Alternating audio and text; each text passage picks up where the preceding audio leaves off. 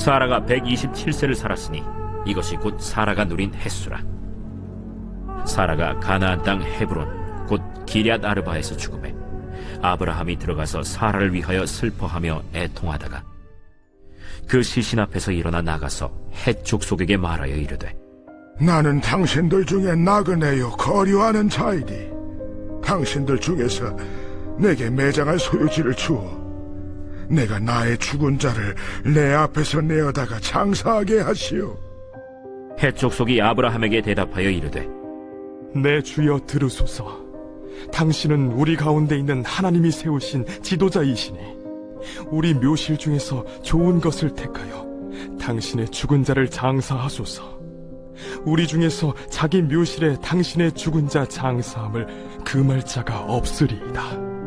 아브라함이 일어나 그 땅 주민 헷 족속을 향하여 몸을 굽히고 그들에게 말하여 이르되 나로 나의 죽은 자를 내 앞에서 내어다가 장사하게 하는 일이 당신들의 뜻일진데 내 말을 듣고 나를 위하여 소할의 아들 에브론에게 구하여 그가 그의 판머리에 있는 그의 막벨라 굴을 내게 주도록 하되 충분한 대가를 받고 그 굴을 내게 주어 당신들 중에서 매장할 소유지가 되게 하기를 원하노라. 에브론이 헷 족속 중에 앉아있더니 그가 헷 족속 곧 성문에 들어온 모든 자가 듣는 데서 아브라함에게 대답하여 이르되 내 주여 그리 마시고 내 말을 들으소서. 내가 그 밭을 당신에게 드리고 그 속의 굴도 내가 당신에게 드리되 내가 내 동족 앞에서 당신에게 드리오니 당신의 죽은 자를 장사하소서. 아브라함이 이에 그 땅의 백성 앞에서 몸을 굽히고 그 땅의 백성이 듣는 데서 에브론에게 말하여 이르되 당신이 합당히 여기면 청하건대 내 말을 들으시오. 내가 그 밭값을 당신에게 주리니 당신은 내게서 받으시오. 내가 나의 죽은 자를 거기 장사하겠노라. 에브론이 아브라함에게 대답하여 이르되 내 주여 내 말을 들으소서. 땅값은 은 400세겔이나 그것이 나와 당신 사이에 무슨 문제가 되리이까. 당신의 죽은 자를 장사하소서. 아브라함이 에브론의 말을 따라 에브론이 헷 족속이 듣는 데서 말한 대로 상인이 통용하는 은 400세겔을 달아 에브론에게 주었더니 마므레 앞 막벨라에 있는 에브론의 밭 곧 그 밭과 거기에 속한 굴과 그 밭과 그 주위에 둘린 모든 나무가 성문에 들어온 모든 헷 족속이 보는 데서 아브라함의 소유로 확정된지라. 그 후에 아브라함이 그 아내 사라를 가나안 땅 마므레 앞 막벨라 밭 굴에 장사하였더라. 마므레는 곧 헤브론이라. 이와 같이 그 밭과 거기에 속한 굴이 헷 족속으로부터 아브라함이 매장할 소유지로 확정되었더라.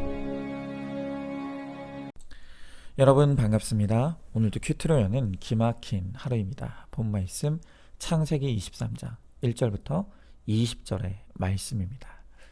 자, 오늘 우리는 사라의 죽음을 목격하게 됩니다. 자, 우리 그리스도인들에게 죽음이란 어떤 의미입니까? 죽음 앞에서 우리가 어떤 태도를 가져야 하고 또 무엇을 깨달아야 하겠습니까? 오늘은 본문의 말씀을 통해 이 죽음의 문제에 대해서 생각해 보도록 하겠습니다. 자, 먼저 첫 번째로 죽음은 슬픈 것입니다. 자, 오늘 아브라함은 거의 한 세기를 함께했던 아내 사라의 죽음을 맞이했습니다. 그래서 2절에 보니까 아브라함이 사라를 위하여 슬퍼하며 애통했다. 그러니까 울었다고 합니다. 놀랍게도 이 아브라함의 눈물은 성경에 기록된 아브라함의 첫 번째 눈물입니다. 아브라함은 가족과 친척이 있는 고향 땅을 떠날 때에도 울었다는 기록이 없습니다. 또한 조카 롯이 그돌라오멜의 연합군에게 잡혔다는 소식을 들었을 때도 아브라함이 울었다는 기록은 없습니다. 심지어 그는 사랑하는 독자 이삭을 희생제물로 바치라는 엄청난 명령을 받았을 때에도 울지 않았습니다. 그랬던 아브라함이 한평생을 함께한 사라가 죽는 사건 앞에서 큰 슬픔과 애통함의 눈물을 흘리는 것입니다. 자, 여러분, 생각보다 많은 그리스도인들이 이 내가 사랑하던 사람들의 죽음 앞에서 내가 과연 어떤 태도를 가져야 되는지에 대해 이 혼란을 느끼는 분들이 많은 것 같습니다. 왜냐하면 어떤 목회자들은 그리스도인들이 사랑하는 고인에 대해 눈물을 보이는 것이 마치 믿음이 없는 것처럼 정죄하는 분들이 있기 때문입니다. 여러분, 그러나 우리의 믿음의 조상인 아브라함이 아내의 죽음 앞에서 보이는 오늘 이 태도는 죽음이 우리들에게 얼마나 큰 고통이고 슬픔의 사건인지를 분명하게 보여주고 있습니다. 자, 여러분, 왜 우리는 죽음 앞에서 고통하고 울 수밖에 없습니까? 그 가장 큰 이유는 죽음은 우리의 죄에 대한 형벌이기 때문입니다. 로마서 6장 23절의 말씀에 보니까 죄의 삭은 사망이라고 했습니다. 성경은 죽음이 인간의 죄가 불러온 형벌임을 분명하게 가르쳐주고 있는 것입니다. 원래 하나님이 창조하신 세상에는 죽음이 없었죠. 그러나 인간이 이 세상에 죄를 가지고 오면서 죄의 형벌로 죽음이 임하게 된 것입니다. 그렇기 때문에 우리는 죽음 앞에서 고통을 느낄 수밖에 없고 슬퍼할 수밖에 없는 것입니다. 또한 죽음은 사랑하는 사람들과 이별하는 사건이기도 합니다. 물론 비록 신자들에게 죽음은 한정적이고 일시적인 이별인 것은 맞습니다. 그렇다고 그것이 이별이 아닌 것도 아니죠. 자, 아브라함과 사라는 거의 100년을 함께 살았습니다. 사라가 아브라함의 곁을 지키면서 풍족할 때나 궁핍할 때나 기쁠 때나 슬플 때나 병들 때나 건강할 때나 늘 함께했던 최고의 동역자였습니다. 그런 아내가 떠나갔을 때 남편으로서 그것이 슬프지 않은 것이 더 이상한 일이 아니겠습니까? 오히려 그 어떤 사건 앞에서도 눈물을 보이지 않았던 아브라함이 아내의 죽음 앞에서만큼은 슬퍼하며 애통해했다는 것은 아브라함이 사라를 얼마나 지극히 사랑하고 아꼈는가를 잘 드러내는 것이죠. 여러분, 그러므로 누구라도 죽음 앞에서 애통해하고 슬퍼하는 것은 너무나 자연스러운 것이고 이 자연스러운 감정을 억제할 필요가 전혀 없는 것입니다. 자, 그러나 우리가 또한 분명하게 경계할 것은 우리가 애도는 하되 무한정으로 애도하는 것 또한 잘못이라는 것입니다. 자, 오늘 3절에 보십시오. 3절 말씀에 보니까 그렇게 슬퍼하던 아브라함이 그 시신 앞에서 일어났다고 합니다. 그리고 남은 자로서 이제 자신이 해야 될 일들을 묵묵히 수행하는 모습을 아브라함이 보여줍니다. 남은 자들은 떠난 사람을 애도하되 그것에 매몰되지 않고 천국에서 다시 만날 소망을 품고 믿음으로 이 땅에서 살아갈 것을 다짐해야 합니다. 그리고 남은 자로서 이 땅에서 우리에게 주어진 사명을 잘 감당하는 것, 그것이 바로 우리 그리스도인의 건강한 태도인 것이죠. 자, 한번 질문해 봅니다. 사랑하던 사람의 죽음을 경험한 적이 있습니까? 죽음의 슬픔 가운데서도 믿음이 주는 소망을 체험했습니까? 죽음의 경험을 같은 슬픔에 빠져있는 사람들을 위로하는 약재료로 사용하고 있습니까? 자, 두 번째로 죽음을 통해 이 땅이 천국이 아님을 깨달아야 합니다. 자, 오늘 아브라함은 사라의 죽음을 통해 많은 사람들 앞에서 굉장히 중요한 신앙의 고백을 하고 있습니다. 4절에서 오늘 이 아브라함은 나는 당신들 중에 나그네요 거류하는 자다 라고 합니다. 그렇습니다. 인간에게 죽음이 있다는 사실이 우리들에게 가르쳐주는 너무나 중요한 진리가 있는데, 그것은 우리가 살고 있는 지금 이 땅이 우리의 본향, 천국이 아니라는 사실입니다. 이곳은 우리가 잠시 거쳐가는 정거장일 뿐입니다. 그래서 히브리서 11장 13절 14절의 말씀에 보니까 이렇게 말하고 있습니다. 이 사람들, 그러니까 믿음의 사람들은 다 믿음을 따라 죽었으며 약속을 받지 못하였을 때 그것을 멀리 보고 환영하며 또 땅에서는 외국인과 나그네임을 증언하였으니 그들이 이같이 말하는 것은 자기들이 본향 찾는 자임을 나타냄이라 그랬습니다. 여러분, 모든 믿음의 선배들은 자신이 이 땅에서 외국인과 나그네라는 이 정체성을 분명히 알았다고 합니다. 그리고 나의 진짜 본향인 하나님의 나라, 그 천국을 소망하고 그곳을 향해 믿음의 길을 걸어갔다는 것입니다. 여러분, 이 세상의 많은 사람들은 우리가 어디로부터 왔는지 또 어디로 가는지 알지 못합니다. 그래서 방황하는 인생을 살아갑니다. 그러나 우리 그리스도인들은 우리가 어디로부터 왔으며 어디로 가는지를 정확하게 알고 있습니다. 그래서 이 땅의 삶에 집착하지 않는 것입니다. 자, 우리가 이 죽음을 표현하는 여러 용어들이 있습니다. 그 용어들을 몇 가지 한번 살펴보면 작고하다, 그러니까 인간이 죽어 고인이 되었다는 뜻입니다. 또 승하하다, 이 말은 임금 혹은 귀중한 존귀한 사람이 세상을 떠났을 때 사용하는 단어입니다. 또 서거하다, 죽어서 세상을 떠난다는 말에 이 높임말로 사용하는 단어입니다. 또 별세하다도 있습니다. 본인보다 윗사람이 세상을 떠났을 때 사용합니다. 자, 그런데 이런 용어들을 가만히 보고 있으면 이 용어들은 죽음의 참된 의미를 전혀 담아내지 못하고 있습니다. 그저 죽음은 세상을 떠나는 것이고 또 인생이 끝나는 것으로만 설명하고 있는 것입니다. 여러분, 그래서 우리 그리스도인들에게 죽음을 표현하는 가장 적절한 용어가 있는데 그것이 바로 소천입니다. 소천.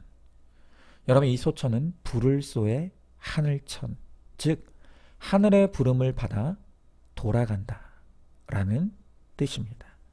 여러분, 그렇습니다. 우리의 죽음은 소천, 즉 하나님의 부름을 받아 나를 보내신 하나님께로 돌아가는 사건입니다. 그러므로 우리는 이 땅에서 잠시 거쳐가는 나그네요 거류민일 뿐임을 분명히 알아야 합니다. 그리고 삶의 목적을 거룩에 두고 십자가를 우리의 길로 놓고 잘 걸어가므로 죽음 이후에 나의 진짜 언약 천국에 들어가게 되기를 우리 모두 소망해야 할 것입니다. 자, 한번 질문해 봅니다. 내가 오늘이라도 하나님이 부르시면 이 세상을 떠나야 하는 나그네요 거류민이라는 것을 알고 있습니까? 나는 어디로부터 왔고 어디로 가는지 분명하게 알고 있습니까? 내가 죽으면 내 영혼이 오늘 천국에 있을 것임을 확신하고 있습니까? 이 땅의 삶을 영원한 구원을 준비하는 시간으로 알고 믿음으로 살기를 힘쓰시기 바랍니다.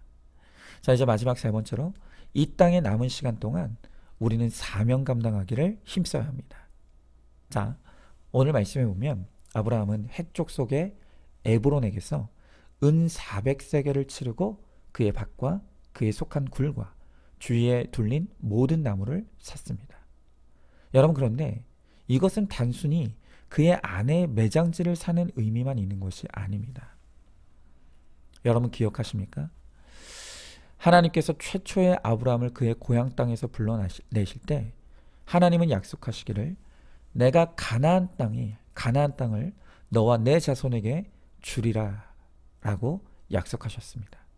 그리고 그 가나안 땅에 하나님의 나라를 세워 구원의 역사를 이루시겠다고도 약속하셨습니다. 바로 아브라함은 이제 그 하나님의 약속을 성취하고 이루기 위해 정당한 값을 치르고 그 땅을, 하나님이 약속하신 그 가나안 땅을 취하고 있는 것입니다.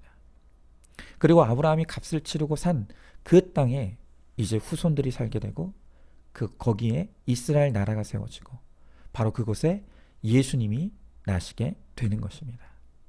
여러분, 결국 오늘 아브라함이 산 땅은 바로 구원을 위한 값을 치르고 있는 것입니다. 우리도 마찬가지죠.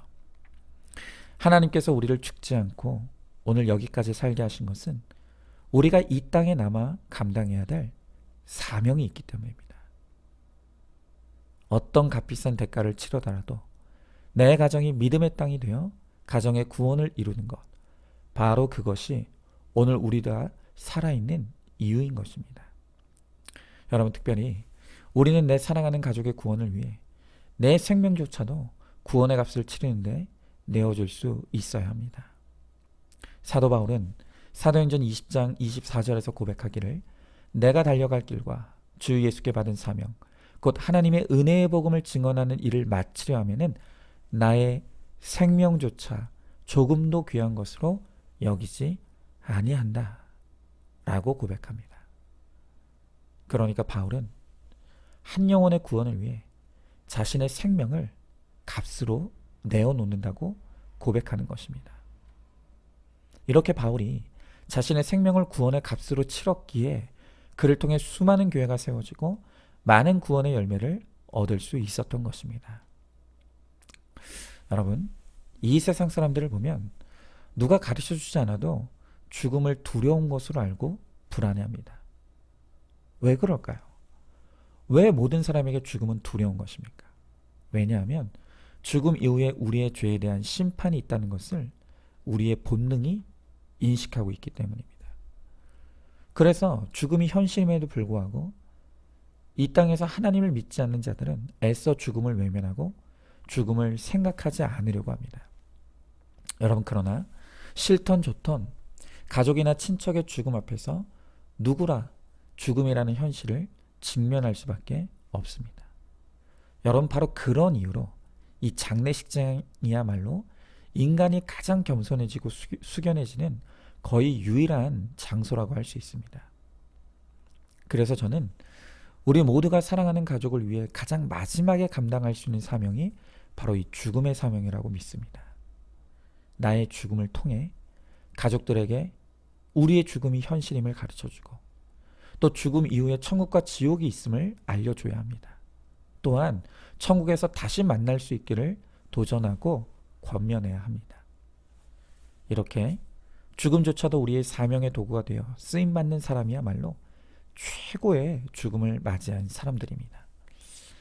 예수님은 십자가의 죽음과 부활을 통해 성도가 죽음의 권세를 이겼음을 선언하셨습니다. 그러므로 우리 성도들에게 죽음은 더 이상 두려움의 대상이 아니라 오히려 진짜 삶의 시작입니다. 그렇게 성도만이 누릴 수 있는 특권 중의 특권은 죽음을 잘 묵상하고 준비하는 것입니다. 우리는 언제 나에게 찾아올지 모르는 나의 죽음을 잘 준비하여서 그 죽음을 맞이한 때 내 죽음조차도 복음이 되어서 평소에 정말로 할 수 없었던 그 복음을 담대하게 증거할 수 있어야 합니다. 여러분, 가정 구원은 입으로 떠든다고 되는 게 아닙니다. 내 가정의 구원을 위해 우리가 마땅히 치러야 될 값이 있습니다. 그 값을 치를 수 있을 때 비로소 구원은 이루어지는 것입니다. 아브라함이 은 400세겔의 대가를 치르고 산 그 땅에서 수많은 후손들이 낳고 자라고 민족을 이루었던 것처럼 우리도 가정의 구원을 위해 마땅히 치러야 될 우리의 대가를 잘 지불할 수 있길 바랍니다. 내 시간과 정성, 또 내 감정의 대가를 치르고 해야 한다면 내 생명조차도 구원을 위한 값으로 내어 놓음으로 말미암아 나를 통해 내 가정의 구원이 이루어지기를 소망하길 바랍니다. 자, 한번 질문해 봅니다. 하나님께서 오늘도 나를 살게 하신 것은 내게 남은 구원의 사명이 있기 때문이라는 것을 알고 있습니까? 내 가정의 구원을 위해 오늘 내가 대신 치러야 될 대가가 무엇이라고 생각합니까? 입으로만 구원을 원한다고 말할 뿐 조금도 자존심을 꺾고 싶지 않고 지고 싶지 아니하는 나 때문에 가정의 구원이 지체되고 있다는 것을 인정하십니까? 나의 죽음이 가족들에게 복음이 될 수 있도록 지금부터 죽음을 잘 묵상하고 준비하시기 바랍니다. 자, 오늘도 3월 11일 보석상자입니다. 질그릇이 깨어질수록 보배의 빛은 더 강하게 멀리 나간다는 사실을 기억해야 합니다. 아멘. 우리 함께 기도하겠습니다. 하나님, 오늘 주님께서 사라의 죽음을 통해 오늘 우리에게도 이 죽음은 반드시 찾아오게 될 것이고 이 죽음의 때 믿음을 가진 자만이 하나님의 나라, 우리의 본향에 들어갈 수 있음을 우리들에게 분명하게 말씀해 주십니다.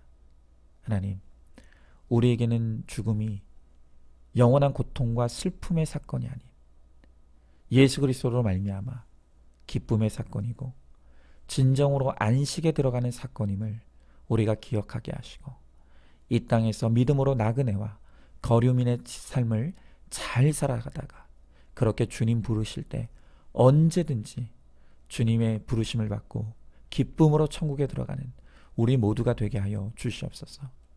하나님, 오늘이라도 우리가 천국에 가길 소망하지만 하나님께서 우리를 여전히 이 땅에 남겨놓으신 이유는 우리에게 감당해야 될 사명이 있기 때문이라고 말씀하십니다.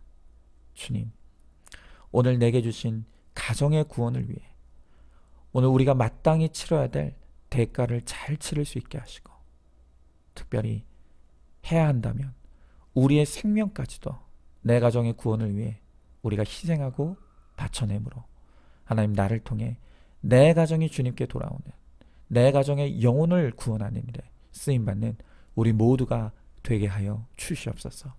함께 하실 줄 믿사오며 사랑이 많으신 우리 예수님 이름 받들어 기도드리옵나이다.